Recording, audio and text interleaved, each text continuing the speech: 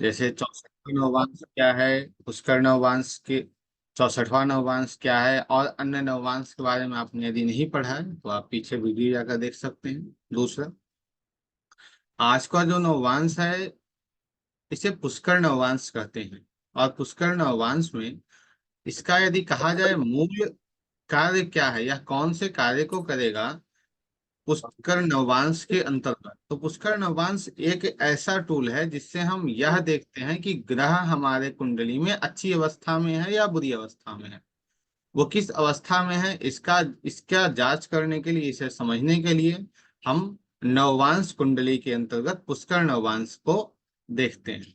पुष्कर नववांश क्या होता है उसे भी समझेंगे, लेकिन विशेष भूमिका यही होती है, क्योंकि हम लोग करते क्या है कि विशेष फोकस हम लोगों का किस पे होता है। विशेष फोकस हम लोगों का होता है खासकर राशियों के ऊपर, या विशेष फोकस हमारा होता डिस्कनेक्ट है हो गया। उपाय को लेकर। ठीक है, हम उपाय क्या करें, कैसे उपाय हमें करने हैं।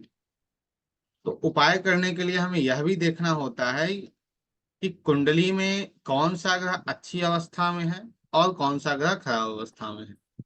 ये दोनों को लेने के बाद हम किसी डिसीजन पे पहुंच सकते हैं।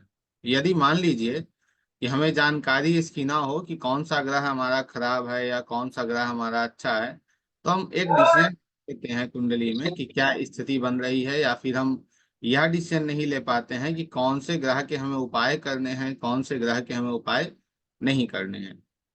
तो पुष्कर नववांश मूलतः इस पे ही फोकस करता है कि कौन सा ग्रह आपकी कुंडली में बहुत अच्छे रिजल्ट को लेकर आया है, या कौन सा ग्रह आपके कुंडली में अच्छे चीजों को नहीं लेकर आया है। और इसके अंतर्गत आप यह भी देख पाएंगे कि जो ग्रह आपके 6 8 12 भाव में बैठा है, जो त्रिचराय के अंतर्गत है, वो भी आपको अच्छे रिजल्ट देने को तैयार है। क्योंकि आज तक या पिछली कक्षाओं में जो हमने पढ़ा वो तो हम लोग एक सिंपल वे में चल रहे थे ज्योतिष के अंतर्गत, लेकिन पिछले कुछ क्लास से या आज की जो कक्षा है उससे हम एक एडवांस लेवल पे जान चलेंगे, और वहीं चलकर हम इसकी गणना करेंगे। पीछे की भी चीजों को याद रखनी है। ऐसा बिल्कुल नहीं है कि लग्न कुंडली का कोई रोल नहीं होता, ऐसा बिल्कुल नहीं है कि और सभी डिविजनल चार्ट का कोई रोल नहीं होता, सबका होता है और नववांश का भी होता है। तो नववांश के अंतर्गत जो पुष्कर नववांश है उसकी यह विशेष भूमिका होती है।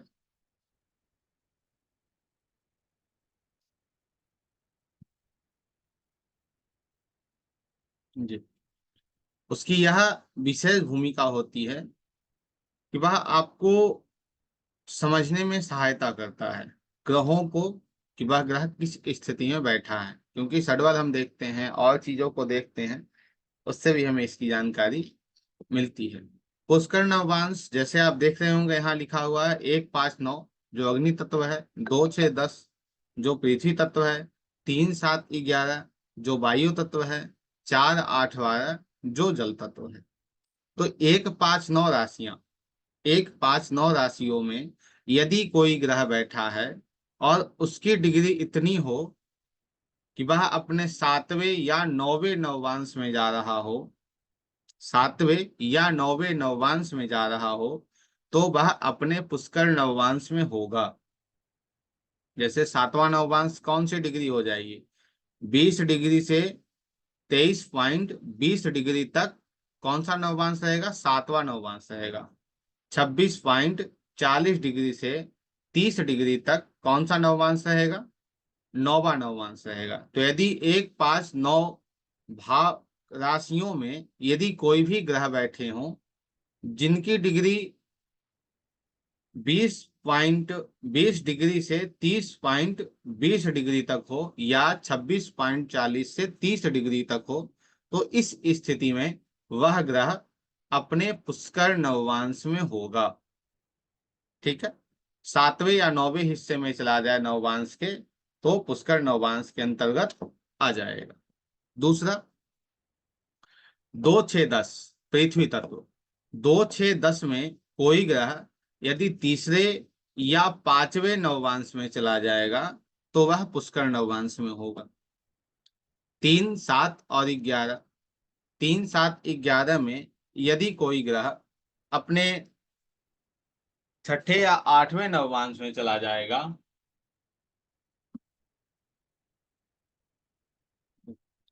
तो वह पुष्कर नववांश में होगा। 4 8 12, 4 8 12 में यदि कोई ग्रह तीसरे पहले या तीसरे नववांश में होगा तो वह अपने पुष्कर नववांश में चला आएगा। इसके साथ ही आता है वर्गोत्तम नववांश। वर्गोत्तम नववांश आप लोगों को पता है, और वर्गोत्तम नववांश के साथ आप पुष्कर नववांश को ऐड करेंगे, वो और भी पावरफुल प्लैनेट हो जाएगा। और भी पावरफुल प्लैनेट हो जाएगा। जैसे जैसे कोई भी ग्रह आपके कुंडली में पुष्कर नववांश में हो, और वही ग्रह जिस राशि में बैठा हो उसी राशि में वह नववांश कुंडली में भी जाकर बैठ जाए, तो वह वर्गोत्तम पुष्कर नववांश बन जाएगा।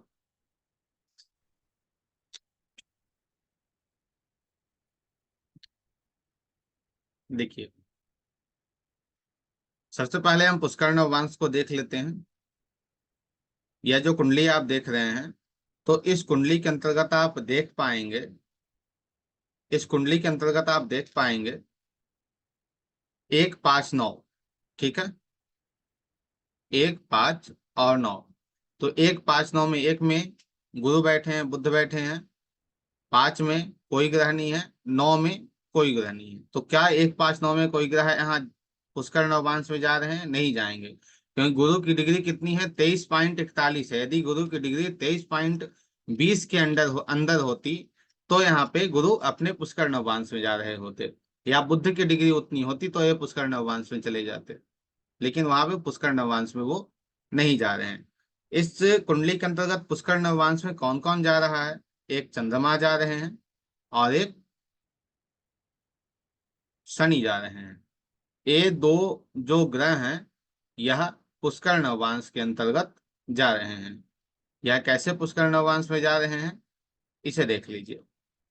देखिए, यहाँ आपको नंबर भी दिख रहा होगा इधर जी। चंद्रमा के कौन से राशि में है? 2 6 10 के ट्राइन में है। 2 6 10 के ट्राइन में होते हुए इनका क्या है? तीसरे और पांचवा, तीसरा या पांचवा नववांश। तो चंद्रमा कौन से नववांश में है? तीसरे नववांश में है। 6.40 तक दूसरा नववांश, 6.40 से 10 डिग्री तक तीसरा नववांश। तो ये तीसरे नववांश में होने के कारण यह कहाँ चले जाएंगे? अपने पुष्कर नववांश में चले जाएंगे। ठीक है। और यही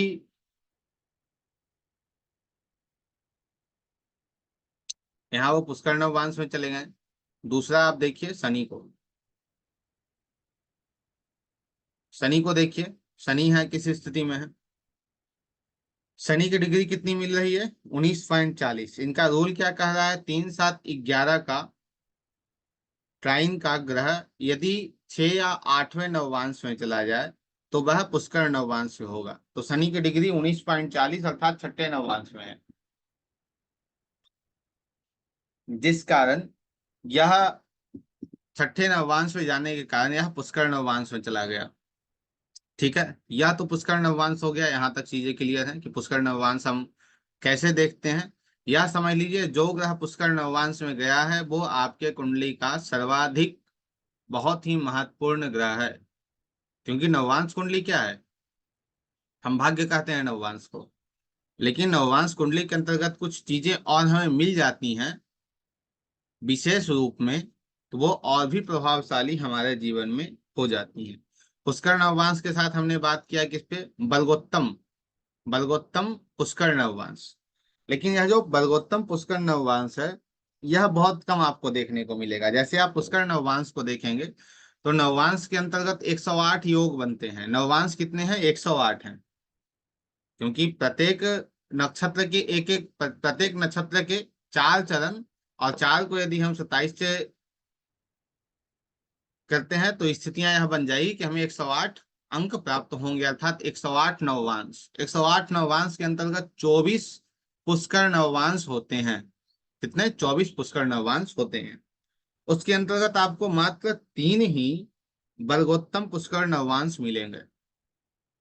जैसे यह वर्गोत्तम पुष्कर नववांश क्या है? जैसे देख लीजिए, 1 5 9। आप लोग सभी को यह तो याद होगा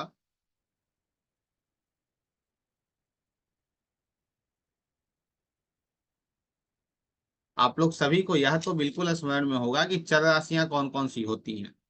ठीक है, चर राशियां जो होती हैं वो होती हैं 1, 4, 7, 10। ये क्या है? ये चर राशियां हैं। तो 1, 5, 9, 1, 5, 9 में सातवां और नौवां नवांश। ठीक है, तो गिनती कहाँ से होती है? आप सभी को पता है, पहले से होगी, क्योंकि एक जो है वो चर है, चर से ही गिनती हम प्रारंभ करते हैं नवांश को देखने के लिए। तो एक चर है। इस स्थिति में जब यहां से हम गिनती करेंगे तो हमें नौवा, जो नौवा नवांश आएगा वहां कौन सी राशि हमें मिल जाएगी? नौवीं राशि ही हमें मिल जाएगी। ठीक है, इस कारण स्थितियां यह बन जाएगी कि यह वर्गोत्तम हो जाएगा, क्योंकि जिस राशि में वो लग्न में है उस राशि में वो नवांश में ही चला जाएगा, और उसके साथ ही वह अपने पुष्कर नवांश में भी चला जाएगा। इसके साथ दूसरा, जब आप 2, 6, 10 में देखेंगे तो 2, 6, 10 में गिनती कहाँ से हम शुरू करेंगे? 10वीं राशि से शुरू करेंगे। 10वीं राशि से क्यों गिनती शुरू करेंगे? क्योंकि वो चर राशि है 2, 6, 10 में। तो 2, 6, 10 के अंतर्गत जो पांचवा नववांश होगा, जो पांचवा नववांश होगा वह कौन सा नववांश हो जाएगा? वर्गोत्तम पुष्कर नववांश हो जाएगा। क्यों हो जाएगा? इसलिए वृषभ राशि के अंतर्गत, क्योंकि वृषभ से हम जब पांचवें नवमांश पे जाएंगे तो वृषभ से कौन सी राशि में हम जाएंगे गिनती के लिए? चर राशि 10वीं राशि से। तो 10, 11, 12, 1 और 2। ठीक है, अर्थात पांचवी वृषभ राशि में कोई ग्रह बैठा हो और उसकी डिग्री 13.20 से 16.40 के बीच में हो तो वह अपने पुष्कर नववांश और वर्गोत्तम में जाएगा। अर्थात जिस राशि में वो विषम में बैठा है वो नववांश में विषम में बैठेगा और साथ ही में उससे पुष्कर नववांश भी प्राप्त होगा। दूसरा, कर्क राशि। कर्क राशि में बैठा ग्रह यदि अपने ही जैसे 3.20 प्रथम नववांश में ही हो तो कर्क राशि से हम गिनती प्रारंभ करते हैं। कर्क राशि से हम गिनती प्रारंभ करते हैं क्योंकि जो चौथी राशि है तो 4 और पहला नववांश ही होगा, अर्थात डिग्री उसकी जो है वो 3.20 डिग्री ही होगी। 0 से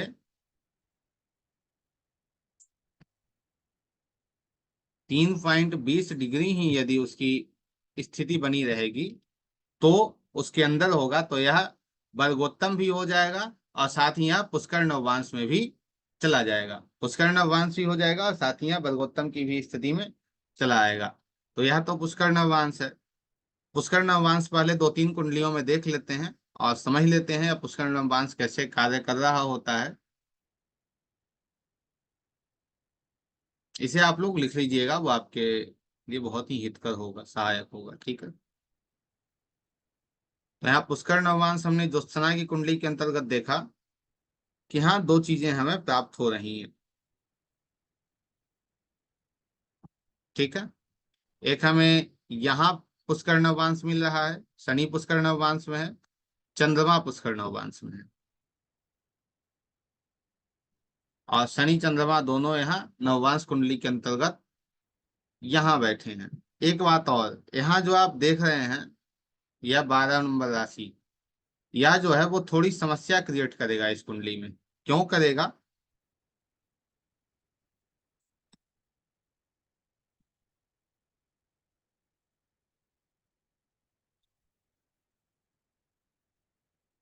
क्यों करेगा? उसके रीजन यह है कि यह नववांश कुंडली के अंतर्गत कोई भी ग्रह जिस राशि में हो वह राशि लग्न कुंडली में यदि 6, 8, 12 भावों में आ रहा हो तो वह समय उसकी अंतर्दशा या प्रत्यंतर दशा उस ग्रह की हेल्थ के लिए अच्छी नहीं मानी जाती। तो चंद्रमा तो यहाँ पुष्कर नववांश में चला गया, बहुत अच्छी स्थिति में चला गया, शनि भी पुष्कर नववांश में चले गए, लेकिन जाके बैठ कहाँ गए हैं? बैठ 12वीं राशि में गए हैं। और 12वीं राशि कहाँ आ रही है? लग्न कुंडली में। लग्न कुंडली में 12वीं राशि हमें प्राप्त हो रही है यहाँ। तो नववांश कुंडली में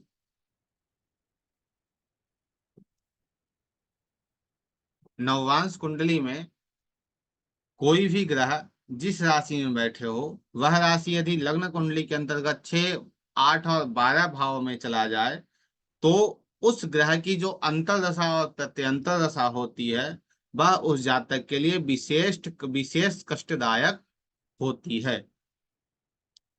ठीक है। अब दूसरी कुंडली बच्चन साहब की है। ठीक है। इस कुंडली में देखिए,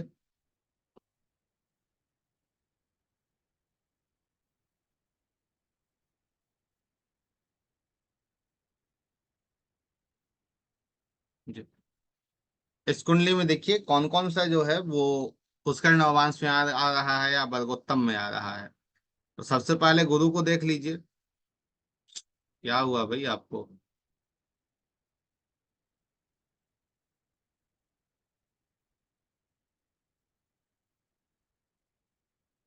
वो थोड़ी, जी, गुरु को देख लीजिए। गुरु कहाँ है? 00.32। ठीक है। यह जो अंश है गुरु का, वो 3.20 डिग्री के अंदर है। तो यह प्रथम नववांश में है। और प्रथम नववांश में होने के कारण, प्रथम नववांश में होने के कारण यह कौन सी राशि में चले गए? इनकी जो राशि है वह भी चौथी ही राशि है। तो यह कहाँ चले गए इस कुंडली में? यहाँ आ गए, अच्छी स्थिति में आ गए। एक चीज और याद रखिएगा, जो पुष्कर नववांश में जो ग्रह, जो हमने बात की 4, 8, 12 में जो लग्न कुंडली में राशियां आ जाती हैं, वो हेल्थ के लिए सिर्फ अच्छा नहीं होता है, और अन्य चीजों के लिए बहुत ही बेहतर माना जाता है। ऐसी स्थिति बहुत ही अच्छी होती है। ठीक है। तो हेल्थ हेल्थ इशू देता है, हेल्थ ट्रबल जातक को देता है। ठीक। उसके बाद और कोई ग्रह में प्राप्त हो रहे हैं यानी, तो एक बार हम गणना कर लेते हैं 2, 3 कुंडलियों की, थोड़ा सा आपको अच्छे से उससे समझने में आपको सहायता ही मिल जाएगी। तो 1, 5, 9, 1, 5, 9 में कोई ऐसा ग्रह, राहु नहीं मिल रहा है। उसके बाद जाते हैं 2, 6, 10। 2, 6, 10 में देखते हैं कोई ग्रह में ऐसा प्राप्त हो रहा है या प्राप्त नहीं हो रहा है। तो उसके लिए देखेंगे 2, 6, 10 का तीसरा और पांचवा हमें मिल रहा है। तो तीसरे और पांचवा कोई नहीं। फिर आगे बढ़ते हैं, 3, 7, 11। 3, 7 और 11 में कोई ग्रह हमें मिल रहे हैं। 3, 7, 11 में छठा और आठवां है, नहीं मिल रहा है। 4, 8, 12, चार चार में हमें एक ग्रह मिल गए, 8 में कोई नहीं है, और 12 में कोई ग्रह नहीं है।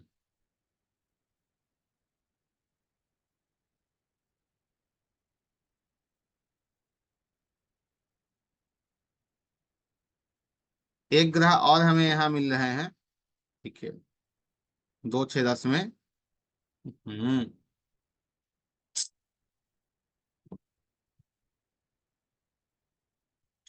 यहाँ शुक्र मिल रहे हैं। शुक्र की डिग्री कितनी है? 15.11 है।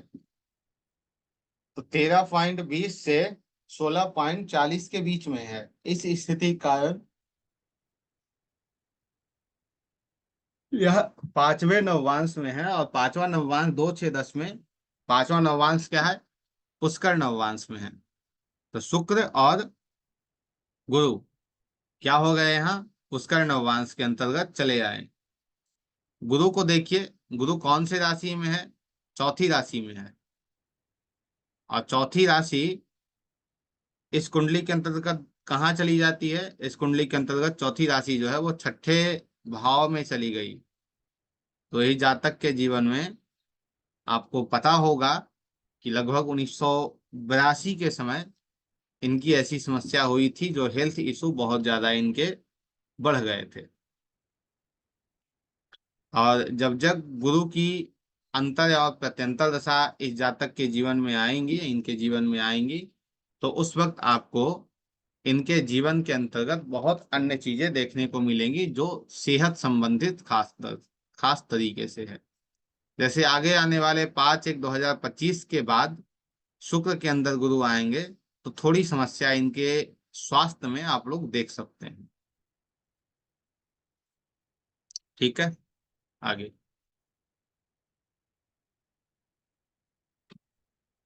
इस कुंडली को देखिए। जैसे हम लोग क्या कहते हैं कि 6, 8, 12 में कोई ग्रह बैठ जाए तो अच्छे रिजल्ट हमें ऑफर नहीं करता है। और इस कुंडली देव आनंद जी की कुंडली है, बहुत अच्छे एक्टर रहे हैं अपने जमाने में।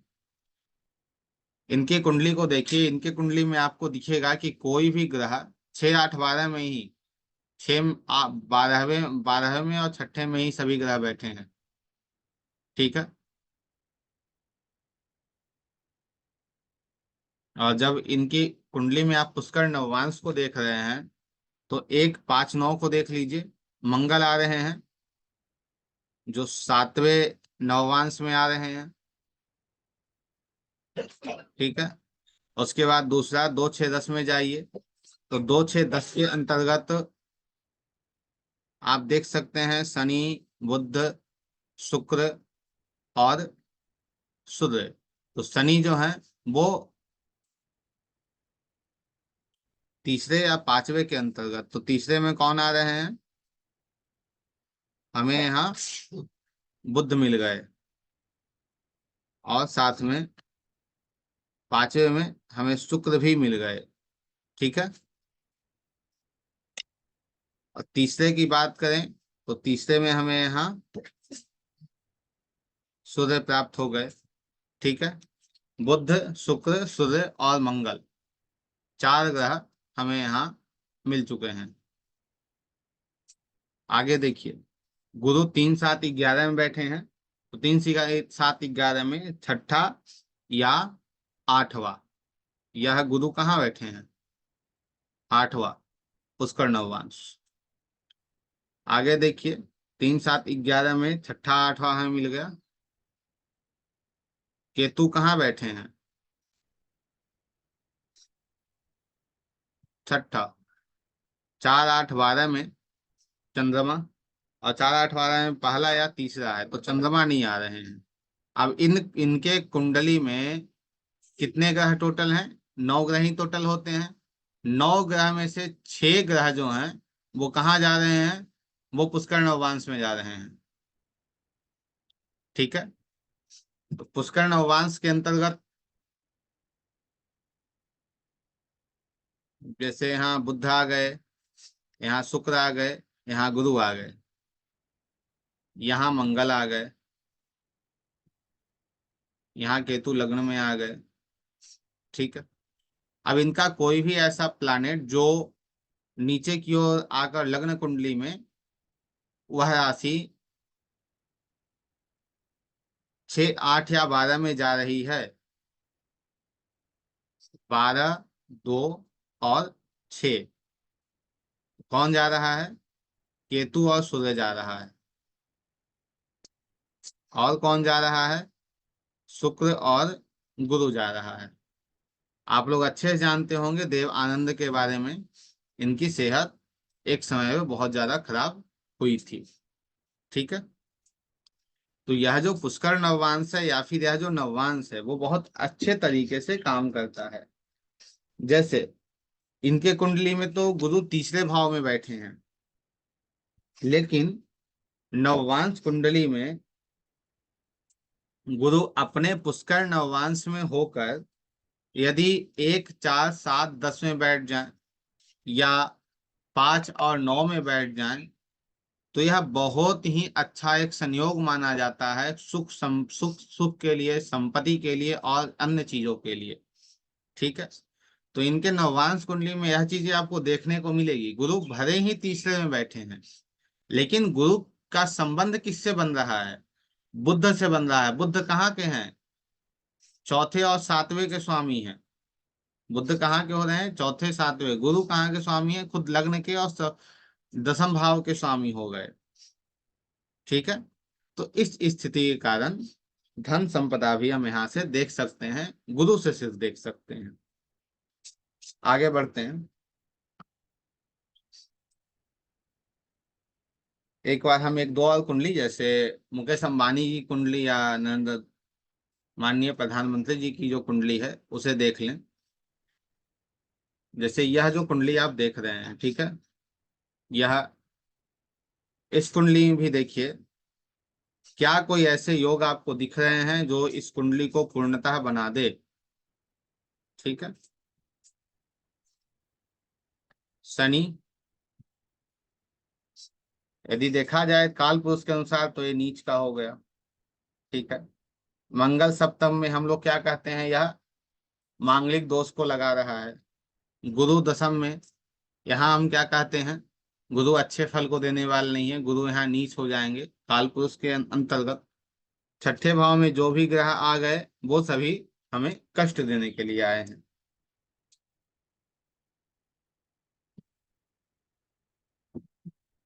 लेकिन अच्छी अवस्था में सिर्फ हम यह देखें, जो ऑर्डिनरी ज्योतिष है उसके अंतर्गत, तो चंद्रमा सिर्फ ठीक अवस्था में हमें मिल रहे हैं, और कोई भी ग्रह हमें अच्छी अवस्था में नहीं मिल रहा है। दूसरे तरीके से देखें तो इनके कुंडली में, हम्म, क्या बात है जी।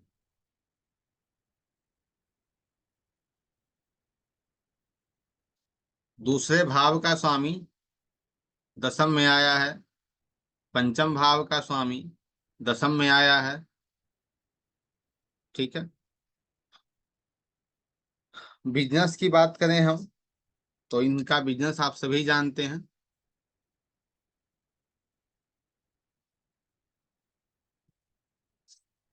क्या थोड़ी समस्या चल रही है इसकी। ठीक है, समझ लीजिए ऐसे ही आप।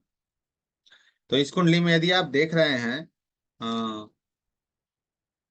पुष्कर नववांश की, तो पुष्कर नववांश देखिए किस तरह से इस कुंडली को बनाकर चला गया है। ठीक है। जैसे आप देवानंद जी कुंडली देखी, वैसे ही आप यहाँ देखिए तो 159, 159 में कौन कौन सा नववांश मिलना चाहिए? सातवां और नौवां मिलना चाहिए। ठीक है। तो गुरु को गुरु को कौन सा नववांश मिल गया? नौवां नववांश मिल गया। ठीक है। जो धन देने वाला प्लानेट है, कौन सा नववांश मिला है? नौवां नववांश मिला है।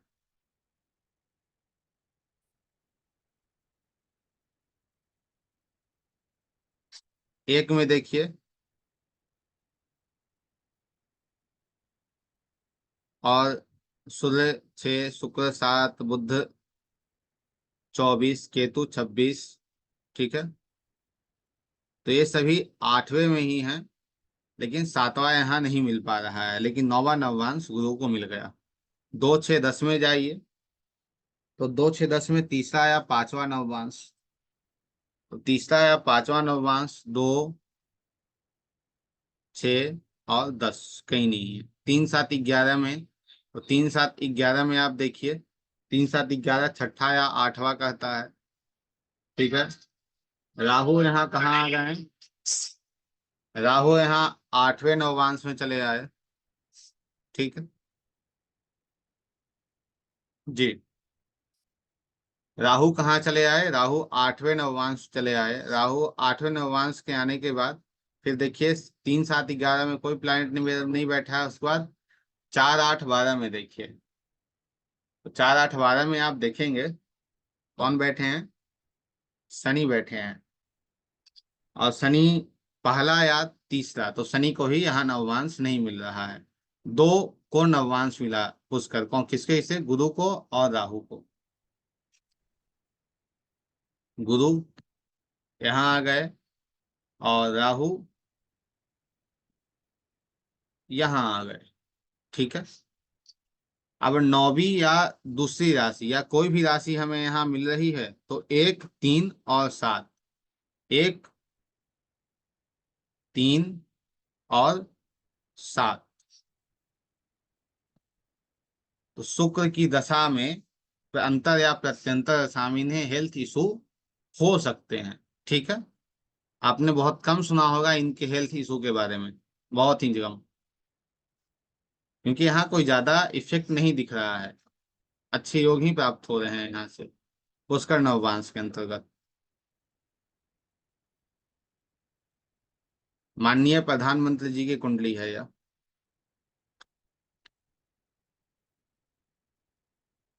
इस कुंडली के अंतर्गत देखिए,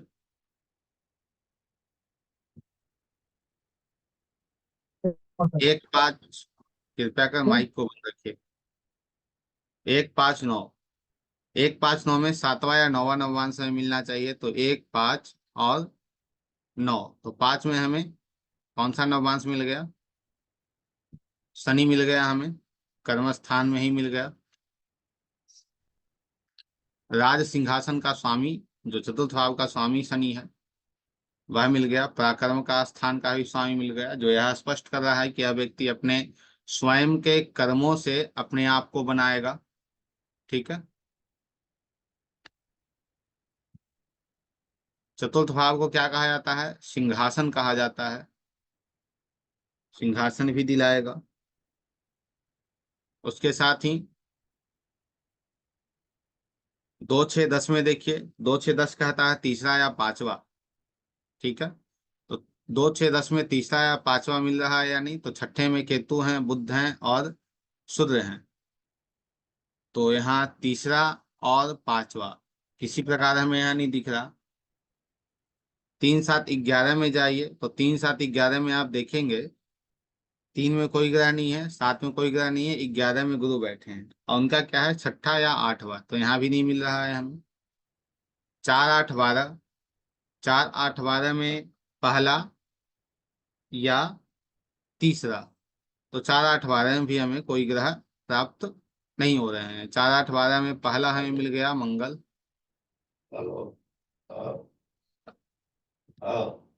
ठीक है। और मिल गया हमें तीसरा चंद्रमा। तीन ग्रह हमें मिल गए, मंगल मिल गए, चंद्रमा मिल गए और शनि मिल गए। दूसरा रोल जो है वो चार आठ छः और आठ और बारह भावों का है। तो एक, तीन और सात। एक तीन सात में कोई ग्रह है, एक में कोई नहीं है। तीन में कोई ग्रह बैठा है, तीन में कोई नहीं है, सात में कोई ग्रह नहीं है। ठीक है। अब आप इससे स्पष्ट हो गए होंगे कि इनकी सेहत आपको अभी तक पता नहीं चली होगी कि माननीय प्रधानमंत्री जी बीमार हुए या किसी बीमारी से वो जूझ रहे हैं, क्योंकि आपको यहाँ स्पष्ट दिख रहा होगा। यहाँ भी आगे बढ़ते हैं। यहाँ तक तो चीजें स्पष्ट हो गई। इसके बाद आता है कारक के अनुसार नवांश। जैसे कारक जो हैं, आत्म कारक, जिसे चर कारक कहा जाता है, जैसे आत्म कारक, मात्र कारक, अमात्य कारक, भात कारक। ठीक है, इसे चर कारक कहते हैं। तो चर कारक के अंतर्गत नवांश को कैसे लिया जाता है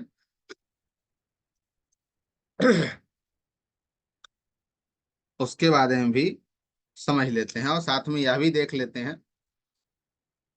तो सबसे पहले चर कारक को देख लेते हैं। चर कारक यह मान लीजिए जैसे इस कुंडली का हमें निकालना हो, तो सबसे पहले आत्मकारक वह होता है, वह ग्रह होता है।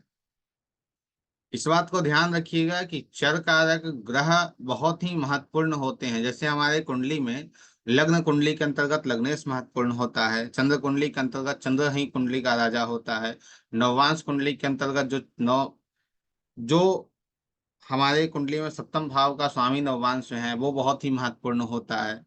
वैसे ही इसमें आत्मकारक ग्रह बहुत ही महत्वपूर्ण होता है। आत्मकारक ग्रह को बहुत ही अच्छे तरीके से लिया जाता है। ठीक है। आत्मकारक ग्रह वह होता है जो सबसे हाईएस्ट डिग्री में हो। इसमें केतु को नहीं देते हैं, राहु तक लिया जाता है और राहु को 30 डिग्री समझ के हम लेते हैं। ठीक है। जैसे इसमें सबसे ज्यादा हमें डिग्री कौन से ग्रह की दिख रही है? ठीक है, यहाँ देखिए नीचे में जिस ग्रह की सबसे ज्यादा डिग्री हो वह आत्मकारक होता है, क्योंकि इससे आप आगे जाकर कारकांश को भी निकाल पाएंगे। उसके बाद कारकांश कुंडली, स्वरांश कुंडली, इन सब का को भी आप डिजाइन कर पाएंगे और इससे ही आप अन्य चीजों को भी देख पाएंगे। सबसे हाईएस्ट डिग्री किसकी है? शनि की है। ठीक है। क्योंकि राहु 5 डिग्री के हैं और राहु 5 डिग्री होने के कारण हम 30 में से 5 को माइनस करेंगे तो राहु 25 डिग्री के यहाँ हो जाएंगे। हमें यहाँ राहु 5 डिग्री लेकर नहीं चलना है। हम यही समझें क्योंकि राहु क्या उल्टा चलते हैं। ठीक है। तो शनि हो गए इसमें आत्म कारक हो गए। शनि क्या है? आत्म कारक हो गए। उसके बाद दूसरा चले जाइए।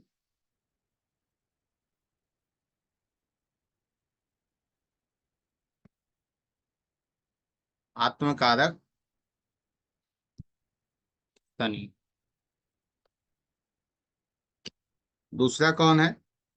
शनि के बाद जो हाईएस्ट डिग्री में है, जो शनि के बाद हाईएस्ट डिग्री में आ रहा है, राहु को छोड़कर और कोई हमें नहीं दिख रहा है, तो राहु हो जाएंगे इनके अमात्य कारक।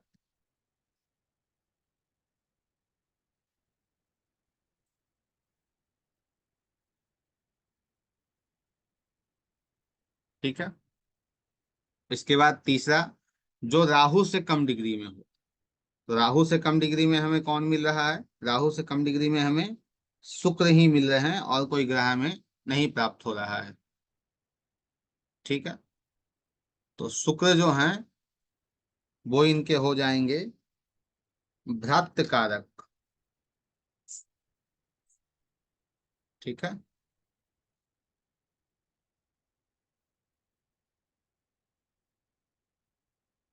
शुक्र के बाद जो कम डिग्री में आ रहा हो, तो शुक्र के बाद कम डिग्री में हमें मिल रहे हैं चंद्रमा।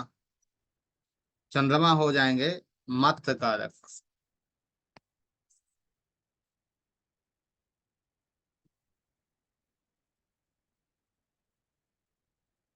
चंद्र के बाद सबसे कम डिग्री के हमें मिल रहे हैं गुरु। चंद्र के बाद सबसे कम डिग्री के हैं गुरु। गुरु हो जाएंगे पित्त कारक।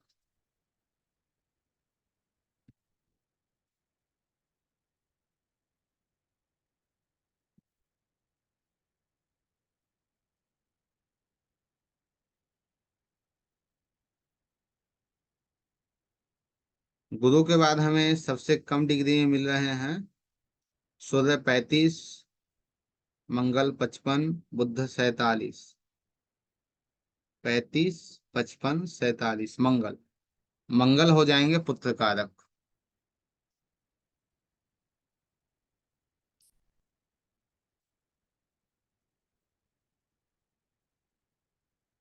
मंगल के बाद फिर सबसे कम डिग्री में आ जाएंगे 55, बुध 47 और सूर्य 35। बुध 47। बुध हो जाएंगे, इसे आप घात कारक या शत्रु कारक कह सकते हैं। ठीक है।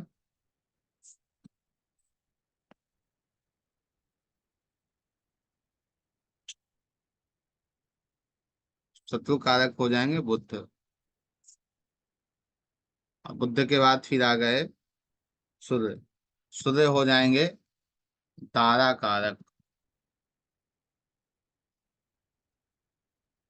तारा कारक अर्थात पत्नी का कारक। ठीक। तो यहाँ पे एक रेमेडी की यदि हम बात करें, तो जिससे संबंधित आपको समस्या आ रही है, जैसे स्वयं संबंधित आ रहा है, इसे आप कह सकते हैं सेल्फ। ठीक है। ये क्या है? सेल्फ है।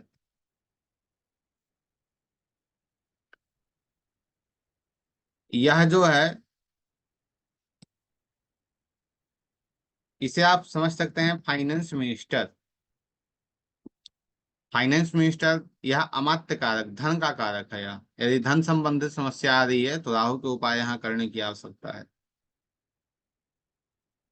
तीसरा है, यह जो है, यह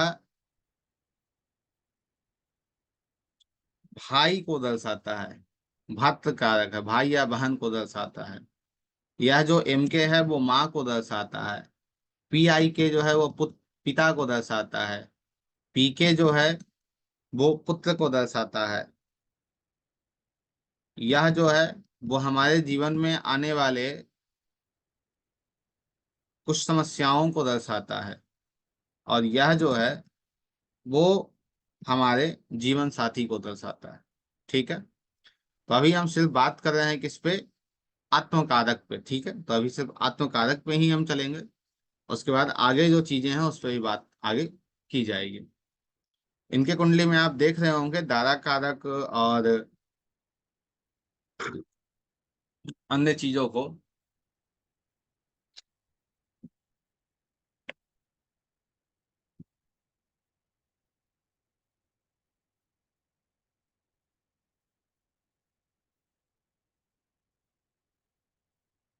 हो गया, या इसे समझ लीजिए। यह थोड़ा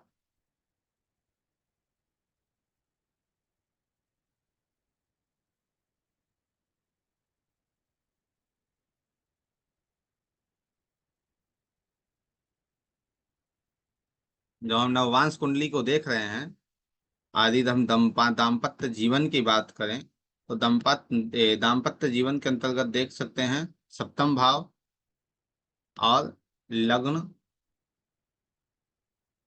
लग्न का स्वामी और सप्तम भाव का स्वामी।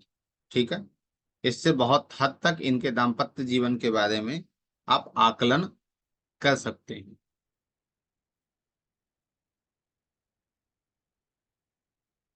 जैसे हानि के स्थान का स्वामी कौन है? बुध है। और त्रिसराय कौन है? बुध है। और बुध कहाँ चला गया इनके कुंडली में? बुध इनके कुंडली में चला गया दाम्पत्य जीवन के पास।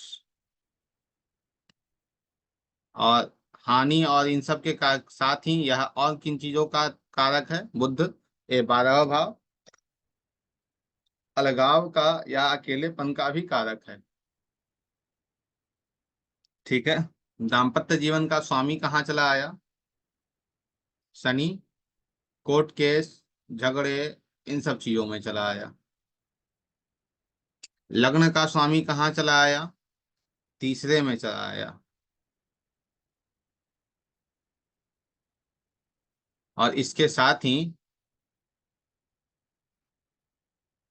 शनि की दृष्टि कहाँ जा रही है? लग्न के स्वामी पे जा रही है। और शनि कहाँ के स्वामी हैं? अष्टम के स्वामी हैं और छठे से देख रहे हैं। ठीक है, बहुत हद तक आपको बहुत अच्छे से समझ में आ गया होगा इतने से इनके कुंडली में दाम्पत्य जीवन संबंधित जो कुछ समस्याएं रहीं उसका कारण क्या रहा। क्योंकि और दूसरा है कि शनि वहां का स्वामी है, और शनि वहां का स्वामी है, शनि खुद वैराग्य है। 12वें का स्वामी वहां आ रहा है, 12वां भाव खुद वैराग्य है। ठीक है, तो यह तो चीजें इधर हैं। लेकिन अभी हम जहाँ बात कर रहे थे आत्मकारक पे, वहीं पुनः लौटते हैं।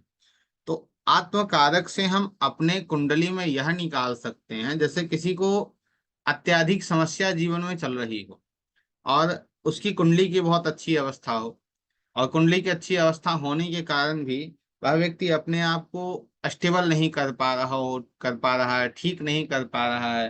तो ऐसा क्या करना चाहिए जिससे व्यक्ति अपने आप को स्टेबल कर सके, ठीक कर सके? उसके लिए यह सभी के लिए उपाय है, या फिर हम कहें उपाय ना कह के इसे इष्टदेव कहा जाता है। यह कौन होते हैं? हमारे कुंडली के इष्टदेव होते हैं, जो हमारे नववांश कुंडली के अंतर्गत होते हैं। और इष्टदेव की यदि पूजा की जाए, यदि उनकी आराधना की जाए, तो आपके जीवन में जो भी समस्याएं आ रही हों या आने वाली हों, जो चल रही हों, उन सभी से आपको निदान मिल जाता है। या इष्ट देव को हम आत्मकारक से देखते हैं। तो सबसे पहले हमने देखा इनके कुंडली में कि आत्मकारक ग्रह कौन है, तो आत्मकारक ग्रह में शनि मिल गए। ठीक है, अब इस आत्मकारक को हम देखेंगे कि नववांश कुंडली में कहाँ है। नववांश कुंडली में हमने देख लिया कहाँ है। आराधना का भाव कौन सा है? यदि हम बात करें आराधना की, तो आराधना का भाव कौन सा है बताइए।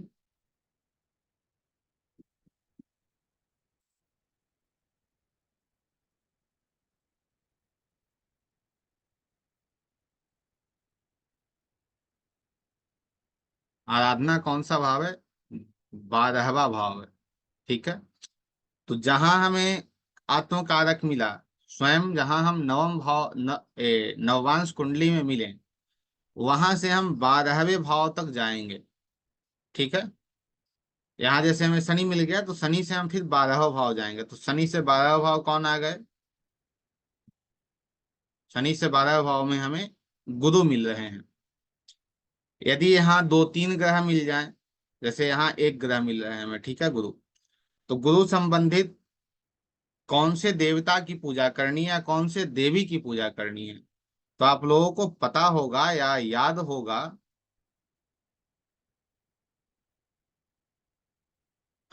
कि हमने देवी और देवता के बारे में बात की थी। जैसे यहाँ यदि हमें साइन, यहाँ जो राशियां हैं वो यदि हमें मिलती 1, 3, 5, 8, 1, 3, 5, 7, 9 और 11, तो यहाँ पे हम देवता को लेते कि किसी देवता की पूजा करनी है। लेकिन यहाँ हमें कौन सी राशियां मिल रही हैं? 2, 4, 6, 8, 10 और 12, उसमें हम देवियों को लेंगे, देवी की पूजा करनी है। तो यहाँ कौन आ गए? 8वीं राशि है देवी। तो देवी में हम गुरु की देवी देखेंगे, तो गुरु की देवी कौन है? तो 10 महाविद्या के अंतर्गत देवियों में हमने जब बात की थी तो गुरु की देवी कौन है? तारा है। गुरु की देवी कौन? तारा है। तो यहाँ पे माँ तारा की आराधना, माँ तारा के मंत्र जप, माँ तारा की कृपा इनके लिए बहुत आवश्यक है। यदि यह माँ तारा की आराधना करते हैं तो इनके लिए बहुत ही बेहतर रहेगा। ठीक है। यदि वहां कोई ग्रह हमें नहीं मिल रहे हों, यदि हमें वहां कोई ग्रह नहीं मिल रहे होते, तो ग्रह नहीं मिलने के स्थान पे हम क्या करते? वहां जो राशि है उस राशि के जो लॉर्ड हैं उससे हम देखते। यदि हमें 2-3 ग्रह मिलते तो 2-3 ग्रह मिलने के कारण हम चले जाते षडबल में, और षडबल में जाकर देखते कि कौन सा ग्रह सबसे बली है। उन तीनों चार, 3-4 जो ग्रह जो भी हमें मिले उसमें सबसे बली कौन सा ग्रह है, जो ग्रह सबसे बली हमें प्राप्त होता उस ग्रह से संबंधित ही हम वहां उस ग्रह से संबंधित ही देवी देवताओं को देते। जैसे सूर्य हैं तो सूर्य के लिए राम है देवता में, और देवी में सूर्य के लिए मातंगी होंगी। जैसे इसे ऐसे आप लोग लिख सकते हैं या समझ भी सकते हैं। यदि सूर्य या कोई भी ग्रह 1, 3, 5, 7, 9 और 11 में बैठेगा तो देवता की पूजा करनी है, देवता के उपाय कर, देवता हमारे इष्ट देव होंगे। यदि 2, 4, 6, 8, 10 और 12 हमें अंक प्राप्त हो रहे हैं वहां राशियों में, तो वहां हम किसकी पूजा करेंगे? देवी की पूजा करेंगे। सभी देवता, सूर्य के देवता कौन है? राम है। देवी कौन है? मातंगी है। चंद्रमा के देवता कौन है? भगवान श्री कृष्ण है। देवी कौन है? माँ भुवनेश्वरी है। मंगल के देवता कौन है? भगवान नृसिंह है। देवी कौन है? माँ बगलामुखी है। बुद्ध के देवता कौन है? बुद्ध है। और इनकी देवी कौन है? माँ षोडशी है। और देवता में इनके जो हैं बुद्ध के देवता भगवान विष्णु है। ठीक है। जुपिटर में इनके देवता वामन अवतार हैं, और देवी कौन है? माँ तारा है। शुक्र में इनके देवता भृगुकुल है ना, तो परशुराम है, और देवी कौन है? माँ कमला है। शनि के लिए देवता कौन है? कुर्म है, भगवान कुर्म जो भगवान विष्णु का अवतार है, और देवी कौन है? माँ काली है। राहु के लिए देवता बराह है, भगवान विष्णु का ही अवतार है। देवी कौन है? माँ छिन्नमस्तिका है। केतु के लिए देवता कौन है? मत्स्य अवतार भगवान के हैं, और देवी कौन है? माँ धूमावती है। और यदि हम लग्न की बात करें, लग्न कौन सा है मिल रहा है, तो लग्न के अंतर्गत यदि कोई देवता आ रहे हों तो कल्कि जिनका अवतार होगा, और यदि कोई देवी आ रहे हों तो माँ भैरवी। आप इनकी आराधना कर सकते हैं, यह आपके लिए बहुत ही सुटेबल होगा, बहुत ही अच्छा रहेगा। ठीक है। तो आज की कक्षा के अंतर्गत आप लोगों का यदि कोई प्रश्न हो तो आप कुछ बता सकते हैं। अगली कक्षा में हम विशेष अन्य चीजों पे चर्चा हमारी रहेगी। एक बात और समझ लीजिए आज की कक्षा में, जैसे आजीविका का विचार, आजीविका का विचार हम जो करते हैं तो हम नवमांश कुंडली से कैसे करते हैं उसके बारे में मुझे स्मरण है, मैंने पीछे भी इस पे बात की है। एक बार इस पे और हम बात कर लेते हैं। दसम भाव का जो स्वामी है, ठीक है, दसम भाव का स्वामी हमारे नववांश कुंडली में जिस राशि में होगा,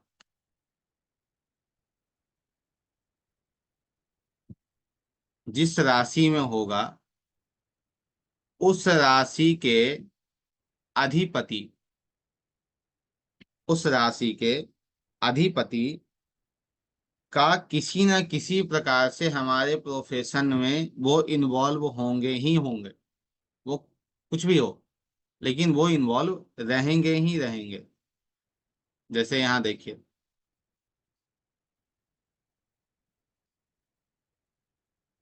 दसम भाव के स्वामी कौन है? दसम भाव के स्वामी कौन है? चंद्रमा है। और चंद्रमा कहाँ बैठे हैं? दसम में बैठे हैं। दसम के स्वामी कौन है? शनि है। शनि सप्तम में राहु के साथ बैठे हैं। आप अच्छे से जानते हैं कि फिल्म इंडस्ट्री जो है वो राहु और शुक्र ही होता है। ठीक है, तो यहाँ संबंध आपको देखने को मिल गया। दूसरा, यदि इस कुंडली की हम बात करें, इनकी कुंडली की, तो इनके कुंडली में दसम भाव के स्वामी सूर्य हैं। सूर्य कहाँ बैठे हैं? शनि में बैठे हैं। और शनि का संबंध, एक दो तीन, शनि की जो दृष्टि है वो तीसरे स्थान पे जा रही है। उनकी तीसरी दृष्टि अष्टम भाव पे जा रही है। वो यह स्पष्ट कर रही है कि यह जो जातक है वो पॉलिटिक्स से जुड़ा है। और दूसरा, सूर्य सप्तम में बैठे हैं। और सप्तम भाव जो है वो अपने आप में पब्लिक रिलेशनशिप को दर्शाता है और राजनीति को भी दर्शाता है। सातवां आठवां दोनों भाव, तो किसी ना किसी प्रकार हो, आपका संबंध आपके कर्म से उस ग्रह का अवश्य ही दिख जाएगा। ठीक है, चलिए।